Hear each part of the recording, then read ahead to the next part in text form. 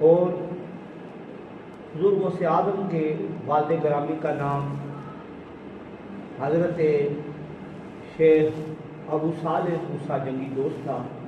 آپ کی والدہ کا نام ام الخیر فاطمہ رضی اللہ عنہ تھا، اور آپ کو اللہ تعالیٰ نے بے شمار نوازشات سے نوازا تھا۔ اللہ تعالیٰ کی آپ پر بڑی نوازشات تھی۔ آپ کی سیرت کے متعلق سیرت نگار لکھتے ہیں کہ حضور غوث اعظم جو ہے نماز کے ساتھ ساتھ تہجد گزار بھی تھے اور نوافل بھی کثرت سے پڑھا کرتے تھے، اور آپ ہر وقت اللہ کی عبادت میں رہا کرتے تھے۔